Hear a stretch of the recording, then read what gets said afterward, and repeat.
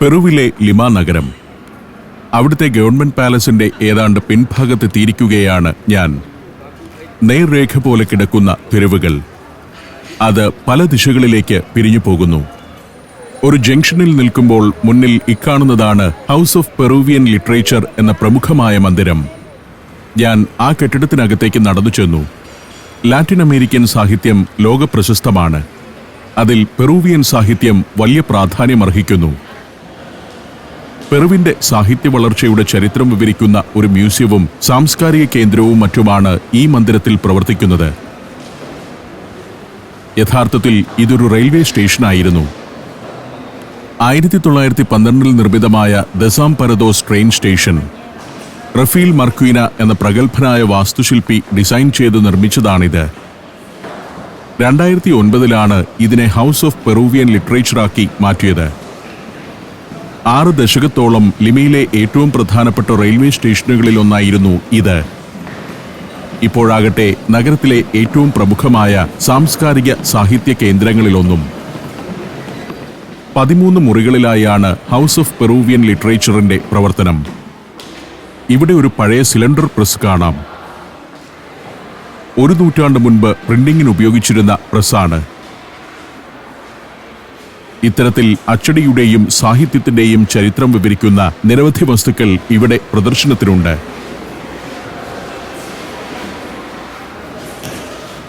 Spanish railway സ്റ്റേഷനുകളുടെ മാതൃകയിൽ വർണ്ണച്ചില്ലുകൊണ്ട് തീർത്ത മേൽക്കൂര, അതിന് കീഴെ ലൈബ്രറി.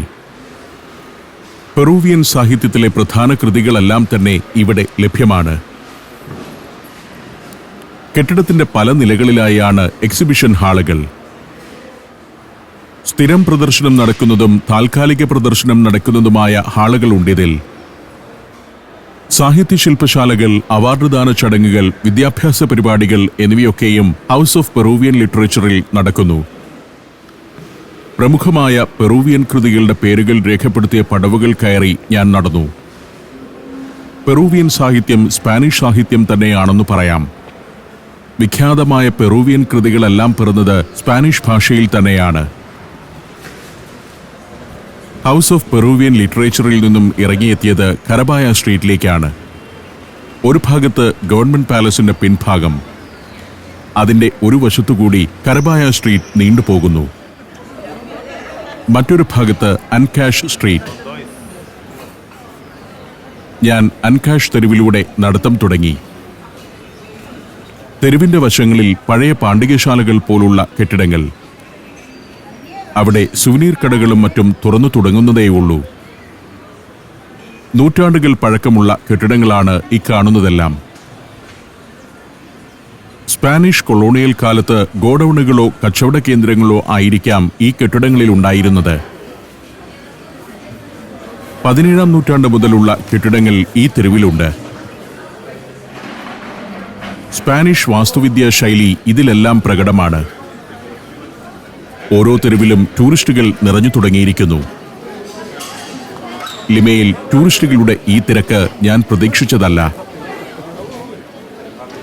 സുവനീർ കടകളിൽ പെറൂവിയൻ കരകൗശല വസ്തുക്കൾ തിങ്ങി നിറഞ്ഞിരിക്കുന്നു.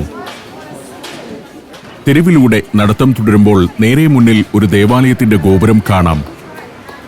Saint Francis of Assisi ചർച്ചാണത്.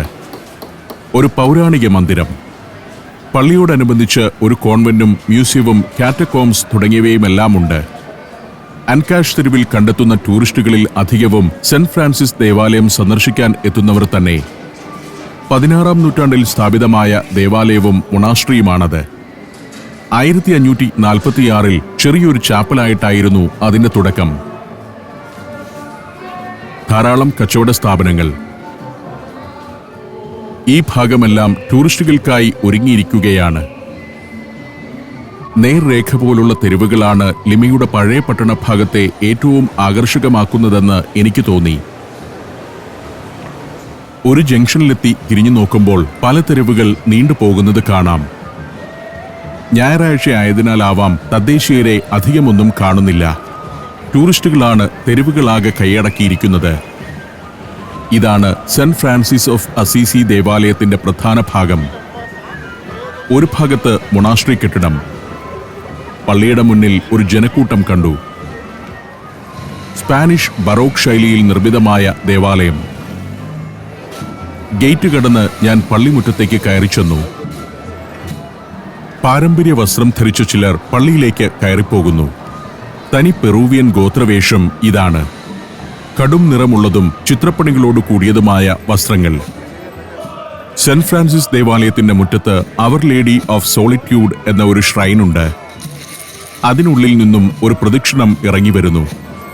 വിശേഷപ്പെട്ട ഒരു പരിപാടി ക്യാമറയിൽ പകർത്താനായതിന്റെ ആവേശത്തിലായി ഞാൻ. പ്രദക്ഷിണത്തിന്റെ ഭാഗമായുള്ള പ്രച്ഛന്ന വേഷക്കാരുടെ ഒരു പരേഡ്. അവരുടെ വസ്ത്രങ്ങളും തൊപ്പിയും കൈവശമുള്ള ഉപകരണങ്ങളുമെല്ലാം സവിശേഷമായ കലാരൂപങ്ങൾ തന്നെയാണ്. മുത്തും കിന്നരിയും അലുക്കുകളുമെല്ലാം ചേർത്ത് പ്രത്യേകമായി നിർമ്മിച്ചെടുത്തതാണത്. താളമേളങ്ങളോടെ ദേവാലയത്തിനകത്തു നിന്നും പരേഡ് ഇറങ്ങി വരികയാണ്. ഞാൻ ലിമയിൽ വന്നിരിക്കുന്നത് ഉചിതമായ ദിനത്തിൽ തന്നെയാണെന്ന് മനസ്സിലായി. ഒക്ടോബർ 8. ഇന്നൊരു ആഘോഷ ദിനമാണിവിടെ. ചരിത്രപ്രസിദ്ധമായ ബാറ്റിൽ ഓഫ് അൻഗാമോസിന്റെ വാർഷികാചരണ ദിനം. ഞായറാഴ്ചയല്ല ഒക്ടോബർ 8 വരുന്നതെങ്കിൽ അത് പെറുവിലാകെ തന്നെ പൊതു അവധി ദിനമായിരിക്കും. ആ ദിവസത്തിൽ ഇത്തരത്തിലുള്ള ഘോഷയാത്രകളും വർണ്ണാഭമായ പരേഡുകളും പെറുവിലാകെ തന്നെ നടക്കുന്നു. പെറുവിലെ രാഷ്ട്രീയപരവും ദേശീയവുമായ ആഘോഷങ്ങളെല്ലാം പള്ളിയുമായി കൂടി ബന്ധപ്പെട്ടതാണ്. എന്ത് ആഘോഷമാണെങ്കിലും പള്ളിയിൽ നിന്ന് പുറപ്പെടുന്ന ഒരു ഘോഷയാത്രയോ പള്ളിയുമായി ബന്ധപ്പെട്ടുള്ള മറ്റു ചടങ്ങുകളോ അതിന്റെ ഭാഗമായിരിക്കും. കന്യകാമറിയത്തിന്റെ ഒരു പുഷ്പാലങ്കൃത രൂപം പാരമ്പര്യ വസ്ത്രം ധരിച്ച പെൺകുട്ടികൾ ചുമലിലേറ്റി നീങ്ങുന്നു. അമേരിന്ത്യൻ ഗോത്ര സംസ്കൃതിയിൽ നിന്ന് ഉരുത്തിരിഞ്ഞ വേഷമാണ് അവരുടേത്. വർണ്ണാഭമായ വേഷം. പാദരക്ഷകളിലും മുടി പിന്നിയിടുന്ന രീതിയിലുമെല്ലാം ഇൻക ഉൾപ്പെടെയുള്ള ഗോത്രങ്ങളുടെ പാരമ്പര്യം പ്രകടമാവുന്നു. ലാറ്റിൻ അമേരിക്കയിലെ ഇത്തരത്തിലുള്ള എല്ലാ പരേഡുകളും താളമേളങ്ങളുടെ അകമ്പടിയും വർണ്ണാഭമായ വസ്ത്രം ധരിച്ചവരുടെ നൃത്തച്ചുവടുകളും കൊണ്ട് ആകർഷകമായിരിക്കും. അർജന്റീനയിലും ബ്രസീലിലുമെല്ലാം ഞാനത് കണ്ടിട്ടുണ്ട്. ബ്രസീലിലെ കാർണിവലുകൾ ഈ വിധം വർണ്ണങ്ങളുടെ ആഘോഷം കൂടിയാണ്. ഇക്കാണുന്ന കലാരൂപങ്ങളിലെല്ലാം പെറുവിന്റെ പ്രാചീനമായ ഇൻകാ സംസ്കാരത്തിന്റെയും സ്പെയിൻകാർ കൊണ്ടുവന്ന സംസ്കാരത്തിന്റെയും അംശങ്ങൾ കാണാം. പലതരം മാസ്ക് ഡാൻസുകൾ ഈ പരേഡിന്റെ ഭാഗമാണ്. കൊളോണിയൽ കാലത്ത് രൂപപ്പെട്ട നൃത്തങ്ങളാണ് ഇവയെല്ലാം തന്നെ. വെറുതെ വേഷം കെട്ടിയുള്ള ആട്ടമല്ല ഇത്. ഇത്തരത്തിലുള്ള ഓരോ നൃത്തത്തിനു പിന്നിലും പ്രത്യേകമായ ഐതിഹ്യവും വിശ്വാസങ്ങളുമെല്ലാം ഉണ്ട്. ഓരോ നൃത്തത്തിനും അകമ്പടിയായി താളമേള സംഘങ്ങളുണ്ട്. ഒരു യുദ്ധത്തിന്റെയോ കീഴടക്കലിന്റെയോ വ്യാധിയുടെയോ അതിജീവനത്തിന്റെയോ കഥകളായിരിക്കും ഇതിന്റെയെല്ലാം ഇതിവൃത്തം. മുഖംമൂടിയും നീളൻ കോട്ടും കത്രികയുമായി ഒരേ ചുവടുകളോടെ ഒരു സംഘം നീങ്ങുന്നു. ചുക്ചു എന്ന നൃത്തത്തിന്റെ ഒരു വകഭേദമാണിത്. കൊളോണിയൽ കാലത്ത് വനമേഖലയിൽ കരിമ്പിൻ തോട്ടങ്ങൾ ഉണ്ടാക്കാൻ നിയോഗിക്കപ്പെട്ട തദ്ദേശീയ തൊഴിലാളികൾക്ക് മലേറിയയും യെല്ലോ ഫീവറും പിടിപെടുന്നതും അവരെ സ്പാനിഷ് ഡോക്ടർമാർ ചികിത്സിക്കുന്നതുമാണ് ചുക്ചു നൃത്തത്തിന്റെ ഇതിവൃത്തം. ഡോക്ടർമാരെയാണ് ഈ നർത്തകർ പ്രതിനിധീകരിക്കുന്നത്. ഇതാ കറുത്ത മുഖംമൂടിയും പ്രത്യേകതരം തൊപ്പിയും ധരിച്ച ഒരു സംഘം. ഖബാക് നെഗ്രോ എന്നാണ് ഈ നൃത്തം അറിയപ്പെടുന്നത്. കൊളോണിയൽ കാലത്തും പെറു സ്വതന്ത്രമായതിനു ശേഷവും ഇവിടുത്തെ കരിമ്പിൻ തോട്ടങ്ങളിലും ഖനികളിലും തൊഴിലെടുപ്പിക്കാൻ ആഫ്രിക്കയിൽ നിന്നും കൊണ്ടുവന്ന അടിമകളുടെ പ്രതിനിധികളാണ് ഈ നർത്തകർ. മാക്വി എന്നറിയപ്പെടുന്നതും മുഷ്ടി ചുരുട്ടിയ കൈത്തണ്ടയുടെ ആകൃതിയിലുള്ളതുമായ ഒരു മരദണ്ഡ് നർത്തകരുടെ വലത് കൈയിലുണ്ട്. അടിമയുടെ ദൈനത സ്ഫുരിക്കുന്ന കറുത്ത മുഖമാണ് ഇവരുടെ മാസ്കുകളിൽ പ്രകടമാകുന്നത്. കന്യാമറിയം മാത്രമാണ് തങ്ങളുടെ രക്ഷകയെന്നുള്ള അടിമകളുടെ പ്രഖ്യാപനമാണ് ഖബാക് നെഗ്രോ നൃത്തത്തിലൂടെ പ്രകടമാകുന്നത്. പ്രദക്ഷിണത്തിലെ പല നൃത്തങ്ങളുടെയും വേഷവും ചുവടുകളും കേരളത്തിന്റെ പടിഞ്ഞാറൻ തീരത്തെ ചവിട്ടുനാടകം പോലുള്ള കലാരൂപങ്ങളെ ഓർമ്മിപ്പിക്കുന്നുണ്ട്. അത്തരം കലകൾ കേരളത്തിലേക്ക് എത്തിയതിന്റെ വഴികൾ തന്നെയാണ് അതിലൂടെ പ്രകടമാവുന്നത്.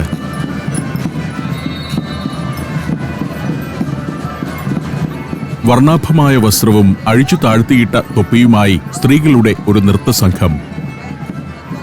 പല പ്രായക്കാരുണ്ട്. കുഞ്ഞു ബാലികമാർ മുതൽ വൃദ്ധകൾ വരെയുണ്ട് സംഘത്തിൽ. 19-ാം നൂറ്റാണ്ടിലെ ഒരു പെറൂവിയൻ യുദ്ധവീരന്റെ സ്മരണ പുതുക്കാനാണ് വർഷം തോറും പെറുവിൽ ഇത്രയും വിപുലമായ ബാറ്റിൽ ഓഫ് അൻഗാമോസ് ദിനം ആചരിക്കുന്നത്. അതിർത്തി തർക്കത്തിന്റെ പേരിൽ ചിലിയും പെറുവും തമ്മിലുണ്ടായ കടൽ യുദ്ധത്തിന്റെ ഭാഗമായി 1879 ഒക്ടോബർ 8 നടന്ന പോരാട്ടമാണ് ബാറ്റിൽ ഓഫ് അൻഗാമോസ്.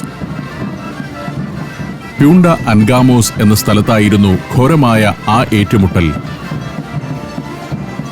യുദ്ധത്തിൽ പെറുവിന്റെ സൈന്യം പരാജയപ്പെട്ടെങ്കിലും സൈനിക തന്ത്രങ്ങളിലൂടെ എതിരാളികളുടെ കടന്നുകയറ്റത്തെ ചെറുത്ത അഡ്മിറൽ മിഗ്വേൽ ഗ്രാവു വീരപുരുഷനായി. കന്യാമറിയത്തിന്റെ അനുഗ്രഹം കൊണ്ടാണ് താൻ പെറുവിന്റെ അഭിമാനം കാത്തതെന്നായിരുന്നു അഡ്മിറൽ ഗ്രാവുവിന്റെ പ്രഖ്യാപനം. തൊട്ടടുത്ത വർഷം മുതൽ ഒക്ടോബർ 8 പെറുവിൽ ബാറ്റിൽ ഓഫ് അൻഗാമോസിന്റെ ഓർമ്മദിനമായി ആചരിച്ചു തുടങ്ങി. കന്യാമറിയത്തിന്റെ രൂപം വഹിച്ചുകൊണ്ടുള്ള ഘോഷയാത്രയാണ് ആഘോഷത്തിലെ പ്രധാന പരിപാടി. ആ ദിനം പെറുവിൽ പൊതു അവധി ദിനവുമാണ്.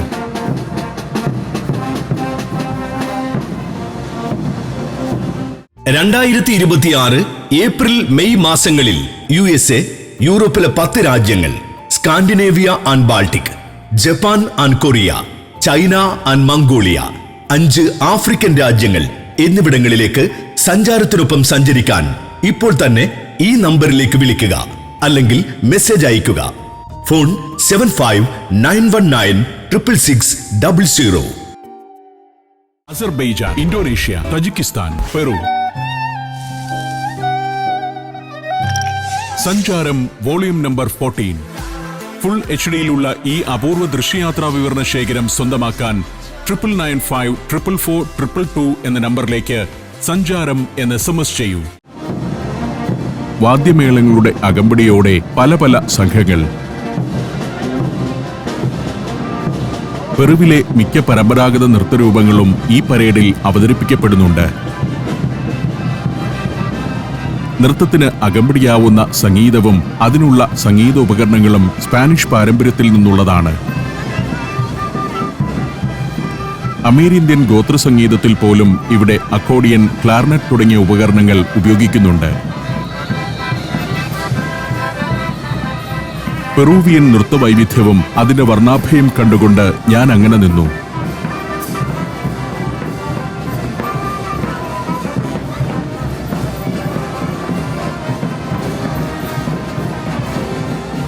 ചിലത് കോമാളി രൂപങ്ങളാണ്. ഇതിനെല്ലാം പ്രത്യേകമായ പുരാവൃത്തങ്ങളും ഉണ്ടാവും. കോളനിക്കാലവും കാർഷിക പശ്ചാത്തലവും മഹാവ്യാധികളുമെല്ലാം പെറുവിൽ ഇന്ന് കാണുന്ന ഇത്തരം മാസ്ക് ഡാൻസുകൾക്ക് വിഷയീഭവിക്കുന്നു. ആൻഡിയൻ, സ്പാനിഷ് കലകൾ കൂടിക്കലർന്നാണ് ഇത്തരം നൃത്തങ്ങളിൽ പലതും രൂപപ്പെട്ടിരിക്കുന്നത്.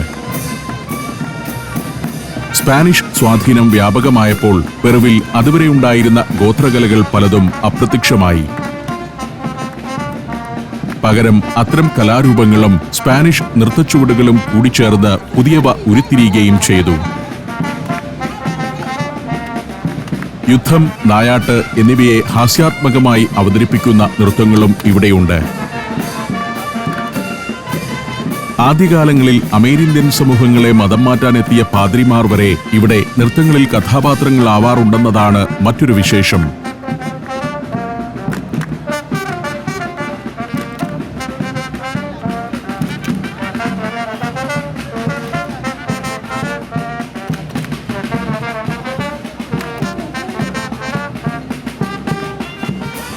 പ്രദക്ഷിണം പള്ളിമുറ്റത്തു നിന്നുമിറങ്ങി ഏതെല്ലാമോ തെരുവുകളിലൂടെ ചുറ്റിവരാൻ പോയിരിക്കുന്നു.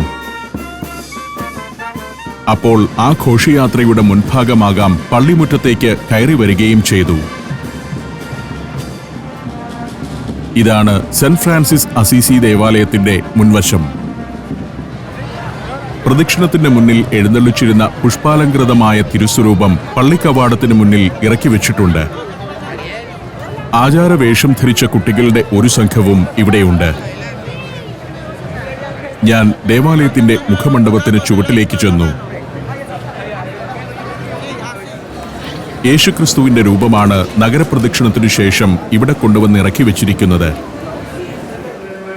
ഞാൻ ദേവാലയത്തിനകത്തേക്ക് കയറി. ഒരു ഭൂകമ്പത്തിൽ തകർച്ച നേരിട്ടതിന് ശേഷം 1970-ലാണ് ദേവാലയം ഈ വിധം പുതുക്കിപ്പണിതത്. സ്പാനിഷ് ബറോക്ക് ശൈലിയിൽ തന്നെയായിരുന്നു പുനർനിർമ്മാണം. 16-ാം നൂറ്റാണ്ടിൽ സ്ഥാപിതമായ കാലത്ത് തന്നെ ഈ ദേവാലയത്തിനോടനുബന്ധിച്ച് ഒരു മൊണാസ്ട്രി പ്രവർത്തിച്ചിരുന്നു. ലിമയിലെ ഏറ്റവും പ്രമുഖമായ ഫ്രാൻസിസ്കൻ മൊണാസ്ട്രിയാണ് ഇവിടെയുള്ളത്. ഞാൻ പള്ളിയിൽ നിന്നിറങ്ങി. ഇപ്പോഴും കവാടത്തിനു മുന്നിൽ ആളുകൾ കൂടി നിൽപ്പുണ്ട്. പള്ളിമുറ്റം കടന്ന് ലാംപ സ്ട്രീറ്റിലൂടെ മുന്നോട്ട് നടക്കുകയാണിപ്പോൾ. സെന്റ് ഫ്രാൻസിസ് ദേവാലയത്തിനു മുന്നിലൂടെ നീണ്ടുകിടക്കുന്ന പാതയാണ് ലാംപ സ്ട്രീറ്റ്. ലിമ നഗരം സ്ഥാപിതമായ കാലത്ത് തന്നെ രൂപപ്പെട്ട മറ്റൊരു സ്ട്രീറ്റാണിത്. തെരുവോരത്തെ കെട്ടിടങ്ങളിൽ മിക്കതും അടുത്ത കാലത്ത് പുനർനിർമ്മിച്ചതാണ്. ലാംബ സ്ട്രീറ്റ് നേരെ ചെന്നെത്തുക മുറാള പാർക്ക് എന്നൊരു ഉദ്യാനത്തിലേക്കാണ്. മുറാള പാർക്ക് ഒന്ന് സന്ദർശിക്കുകയാണ് എന്റെ അടുത്ത ലക്ഷ്യം. ഇതാണ് പാർക്കിന്റെ കവാടം. ഗേറ്റ് കടന്ന് പാർക്കിലേക്ക് നടന്നു. റിമാക് നദിയുടെ തീരത്താണ് പാർക്ക്. ലിമ പട്ടണം രൂപപ്പെട്ടിരിക്കുന്നത് തന്നെ റിമാക് നദീതീരത്താണ്. പെറുവിലെ പ്രമുഖമായൊരു നദിയാണ് റിമാക്. മുറാള പാർക്കിന്റെ ഭാഗങ്ങൾ നല്ലൊരു വിശ്രമ സങ്കേതമായി ഒരുക്കി വെച്ചിരിക്കുന്നു. നദിയുടെ മറുകരയിൽ ഒരു മല കാണാം, സാൻ ക്രിസ്റ്റോബാൾ മല. ലിമയുടെ ചേരി പ്രദേശങ്ങൾ ആ മലയിലേക്ക് പടർന്നു കയറുന്നത് ഇവിടെ നിൽക്കുമ്പോൾ കാണാം. ദരിദ്രരുടെ വാസകേന്ദ്രങ്ങൾ. ഇവിടെയാകട്ടെ 4 നൂറ്റാണ്ട് മുൻപ് ലിമയിലുണ്ടായിരുന്ന കോട്ടയുടെ ഭാഗങ്ങളും കെട്ടിട അവശിഷ്ടങ്ങളും സംരക്ഷിച്ച് നിലനിർത്തിയിരിക്കുന്നു. വാൾസ് ഓഫ് ലിമ എന്നാണ് ഇതറിയപ്പെടുന്നത്. മറ്റു ഭാഗങ്ങൾ മനോഹരമായ ഉദ്യാനമാക്കിയിട്ടിരിക്കുന്നു. ടൂറിസ്റ്റുകൾക്ക് വലിയ കൗതുകമുളവാക്കുന്നൊരു പ്രദേശമല്ല ഇത്. 4 നൂറ്റാണ്ട് മുൻപ് റിമാക് നദിയിലൂടെ എത്തുന്ന കൊള്ളക്കാരെ ചെറുക്കുന്നതിനു വേണ്ടി സ്പാനിഷ് ഭരണാധികാരികൾ ഇവിടെ ഒരു പട്ടാള ക്യാമ്പ് തന്നെ നിലനിർത്തിയിരുന്നു. അക്കാലത്താണ് നദിക്കരയിൽ കോട്ടയും അനുബന്ധ കൽക്കെട്ടിടങ്ങളും നിർമ്മിച്ചത്. ഇപ്പോൾ സായന്തനങ്ങളിൽ കലാപരിപാടികളും മറ്റും അരങ്ങേറുന്ന ഒരിടമാണ് മുറാള പാർക്ക്. അതിന്റെ വേദിയാണ് താഴെ കാണുന്നത്. ഇതാകട്ടെ വാൾസ് ഓഫ് ലിമയുടെ ഭാഗങ്ങളാണ്. 17-ാം നൂറ്റാണ്ടിൽ ലിമ നഗരത്തിന്റെ വലിയൊരു ഭാഗത്തെ ചുറ്റി ശക്തമായ മതിൽക്കെട്ടുണ്ടായിരുന്നു. കൊള്ളക്കാരെ തടയുകയായിരുന്നു പ്രധാന ലക്ഷ്യമെങ്കിലും മറ്റു സാമ്രാജ്യശക്തികളുടെ ആക്രമണം ചെറുക്കുക എന്ന ഉദ്ദേശവും മതിൽ നിർമ്മാണത്തിന് പിന്നിലുണ്ട്. 7 കവാടങ്ങളോട് കൂടിയ ശക്തമായ കോട്ട തന്നെയായിരുന്നു ഇത്. ഭൂകമ്പത്തിലോ ശത്രുക്കളുടെ ആക്രമണത്തിലോ തകർന്നു പോവുകയായിരുന്നില്ല ലിമ കോട്ട. കോളനി കാലത്ത് പണിത കോട്ട രാജ്യം സ്വതന്ത്രമായി 4 ദശകങ്ങൾക്ക് ശേഷം 1868-ൽ പെറൂവിയൻ ഗവൺമെന്റ് തകർത്തു കളയുകയായിരുന്നു. ലിമ നഗരത്തിന്റെ വിസ്തൃതി വർദ്ധിപ്പിക്കുന്നതിന് കോട്ട വിഘാതമായതിനാലാണ് അന്നത്തെ പ്രസിഡന്റ് ജോസ് ബാൾട്ടയുടെ നിർദ്ദേശപ്രകാരം അത് തകർത്തത്. 20-ാം നൂറ്റാണ്ടിന്റെ 2ാം പകുതിയിലാണ് ലിമ കോട്ടയുടെ ഭാഗങ്ങൾ ഉത്ഖനനത്തിലൂടെ പുറത്തെടുത്തു തുടങ്ങിയത്. ചരിത്ര പ്രാധാന്യം പരിഗണിച്ച് ഇതെല്ലാം സംരക്ഷിത സ്മാരകമാക്കുകയും ചെയ്തു. കോളനി കാലം കഴിഞ്ഞതോടെ ഈ പ്രദേശം സാമൂഹിക വിരുദ്ധരുടെയും കൊള്ളസംഘങ്ങളുടെയും താവളമായി മാറിയിരുന്നു. 19-ാം നൂറ്റാണ്ടിന്റെ അവസാന കാലങ്ങളിൽ കാട് മൂടിക്കിടക്കുകയായിരുന്നു ഇവിടം. കോട്ടയുടെ അവശേഷിപ്പുകൾ പുറത്തെടുത്തതോടെ ഇവിടം ഒരു ടൂറിസ്റ്റ് കേന്ദ്രമാക്കി മാറ്റുകയാണ് ഉണ്ടായത്. രാത്രിയിൽ ഈ കോട്ടഭാഗങ്ങൾ മനോഹരമായി ലൈറ്റപ്പ് ചെയ്യും. വളരെ ശ്രദ്ധയോടെ പരിപാലിക്കപ്പെടുന്നുണ്ട് ഇപ്പോൾ വാൾസ് ഓഫ് ലിമയുടെ ശേഷിപ്പുകൾ. പുരാതന അവശിഷ്ടങ്ങൾക്കിപ്പുറം മുറാള പാർക്കിന്റെ ഭാഗങ്ങൾ നല്ലൊരു വിശ്രമ സങ്കേതമായി ഒരുക്കി വെച്ചിരിക്കുന്നു. ഏതാനും റെസ്റ്റോറന്റുകളും ബാറുകളും മറ്റുമുണ്ട് ഉദ്യാനത്തിൽ. ഞാൻ ഈ നടക്കുന്ന പാലത്തിന് താഴെയാണത്. പാലത്തിലൂടെ നടക്കുമ്പോൾ താഴെ പഴയ കോട്ടയുടെ ഭാഗങ്ങൾ ഇവിടെയും കാണാം. റിമാക് നദിക്ക് അഭിമുഖമായി പണിത നീളൻ നഗരമതിൽ. ഉദ്യാനത്തിൽ നിന്നും ഞാൻ തിരികെ തെരുവിലേക്ക് നടക്കുകയാണ്. നഗരവാസികളായ കുടുംബാംഗങ്ങൾക്ക് സായന്തനം ചെലവഴിക്കാനൊരിടം എന്ന നിലയിലാണ് മൊറാള പാർക്കിനെ രൂപപ്പെടുത്തിയിരിക്കുന്നത്. ടോയ് ട്രെയിൻ സർവീസ് ഉൾപ്പെടെയുള്ള വിനോദോപാധികളും പാർക്കിലുണ്ട്. ഉദ്യാനം പിന്നിട്ട് ഞാൻ വീണ്ടും ലാംബ സ്ട്രീറ്റിലേക്കെത്തി. നഗരത്തിന്റെ ഡൗൺ ടൗൺ ഏരിയ സൗന്ദര്യത്തോടെ നിലനിർത്തിയിരിക്കുന്നു എന്നതാണ് ലിമയുടെ പ്രത്യേകത. ടൂറിസം ലിമയുടെ വലിയ വരുമാനമാർഗമായതുകൂടിയാവാം അതിന്റെ കാരണം. മാച്ചു പിച്ചു കാണാനാണ് പെറുവിലേക്ക് ആളുകൾ എത്തുന്നതെങ്കിലും ലിമ അവരുടെ പ്രധാന ഇടത്താവളമാണ്. തെരുവിൽ ടൂറിസ്റ്റുകളുടെ ഒഴുക്ക് തുടരുകയാണ്. നഗരത്തിന്റെ അത്ഭുതങ്ങളിലേക്ക് ഞാനും സഞ്ചാരം തുടർന്നു.